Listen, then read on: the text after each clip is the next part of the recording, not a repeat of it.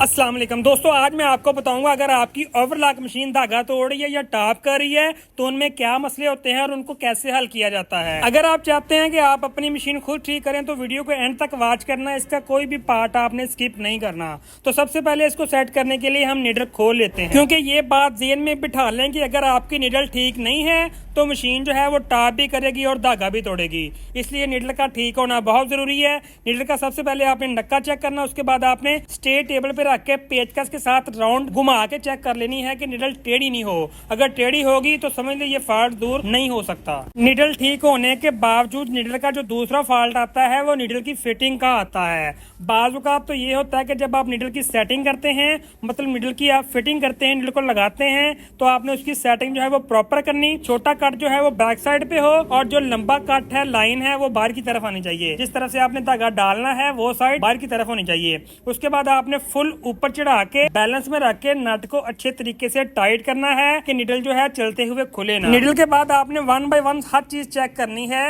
कि निडल जो है वो निडल प्लेट के होल के अंदर तो नहीं लग रही।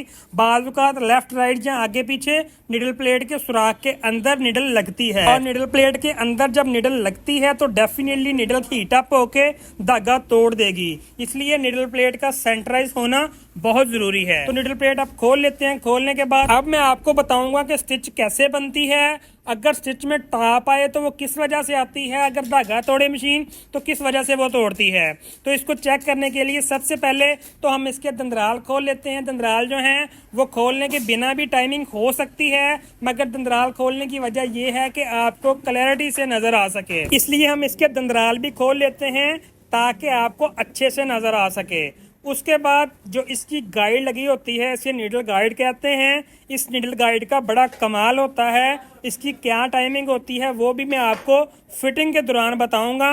तो निडल गाइड हम खोल लेते हैं। खोले इसलिए रहे हैं कि आपको इसकी सही तरह से समझ आ सके। तो ये गाइड खोलने के बाद जो इसका अपर कटर होल्डर है उसको भी हम उतार लेते हैं ताकि आपको मजीद अच्छे से नजर आ सके। और ये ज़हन में बिठा लें कि जैसे जैसे आपने जो जो भी पार्ट खोलना उसकी फिटिंग आपने अच्छे तरीके से ही करनी है, अदरवाइज मशीन का पहले नालों भी मसला खराब हो सकता है। ठीक है, इसलिए आपने इसको फिटिंग अच्छे तरीके से करना है। अब हम बताते हैं आपको कि इसकी सेटिंग आपने किस तरीके से करनी है। तो मेन जो चीज होती है ना, जो स्टार्टअप होता है वो होता है निडल बार से।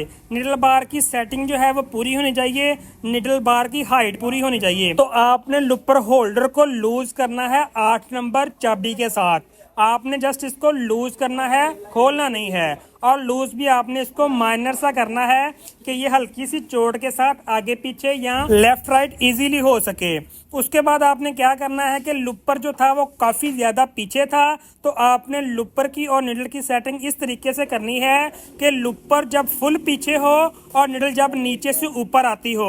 तो लुपर का और निडल का जो डिस्टेंस है वो तकरीबन 3 mm होना चाहिए। ये हमारे पास 3 mm की हल्की है। तो यहाँ से हम चेक कर लेते हैं कि लुपर की जो नोक है और निडल का जो साइड वाला हिस्सा है वो दोनों का आपस में डिस्टेंस जब निडल फुल नीचे है और लुपर फुल पीछे है तो 3 mm है। उसके बाद हम चेक करेंगे कि निडल जो है वो निडल के कट के सेंटर में से ही लुपर की नोक गुजर रही है और सुराख के बराबर यानी कि सामने सुराख आ रहा है, निडल वाला सुराख और लुपर वाला सुराख। ये सेटिंग करने के बाद अब आपने लुपर होल्डर की आगे पीछे की सेटिंग करनी है, यानी कि जो लुपर है वो निडल के साथ ना तो टच होना चाहिए और ना ही ज्यादा फासला होना चाहिए। अगर निडल के साथ लुपर की नोक टकराती हुई तो ज़हन में बिठा लें कि लुपर बहुत जल्द खराब हो जाएगा, निडल भी खराब होगी और मशीन जो है वो आपकी बार बार धागा तोड़ेगी। ये वाली पोजीशन चेक कर लें आप कि यहाँ पे मशीन धागा भी तोड़ेगी और मशीन लुपर भी खराब करेगी और निडल्स भी खराब करेगी। इसलिए लुपर होल्डर को आपने थोड़ा सा बैक हटा के इसका आपस में जो डिस्टेंस है इतना होना चाहिए जितना इंसानी सर के बाल जितना बराबर होना चाहिए। ये तब हो जब मशीन के अंदर जरा भी प्ले ना हो, ना गज में हो और ना ही लुपर होल्डर वाली शाफ्ट में हो। वहां पे सेट करने के बाद आपने 8 की चाबी वाला स्क्रू अच्छे तरीके से टाइट कर देना। टाइट करने के बाद समझ लें कि बड़े लुपर की यानी कि लो लुपर वाली सेटिंग, इसकी टाइमिंग जो है वो कम्प्लीटली सेट हो गई है। उसके बाद करते हैं छोटे लुपर की यानी अपर लुपर की टाइमिंग। तो अपर लुपर की टाइमिंग करने के लिए आपको ये चेक करना होगा कि बड़े लुपर का जो सुराख है, सुराख से तकरीबन 3 से 4 mm तक छोटे लुपर की नोक गुजरनी चाहिए।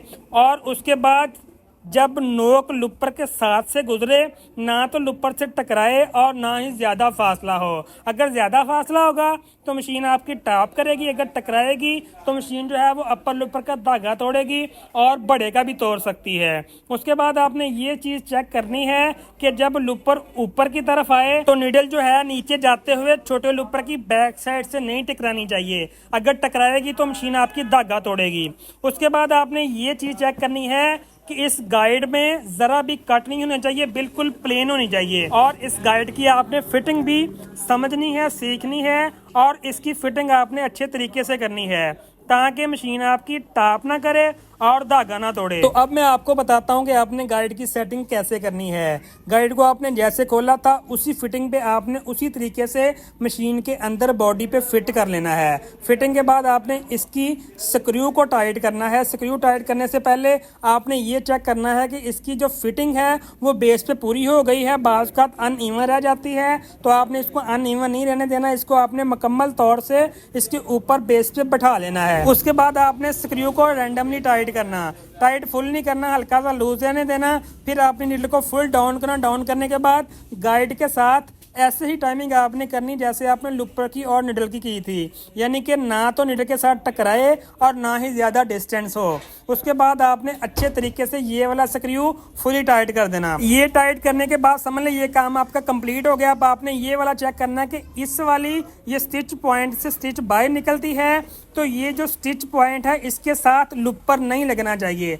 बाज़ औक़ात छोटा लुपर जो होता है इसके साथ टकराता है तो ये नहीं टकराना चाहिए। अगर ये टकराए तो आपने मुझे कमेंट्स बॉक्स में लाजमी बताना है कि हमने ऐसे सेटिंग की है। तो समझ लें कि ये वाली सेटिंग अब कम्प्लीटली ओके हो गई है। बड़े लुपर की टाइमिंग भी होगी, छोटे की भी होगी, गज की भी होगी, गाइड की भी होगी।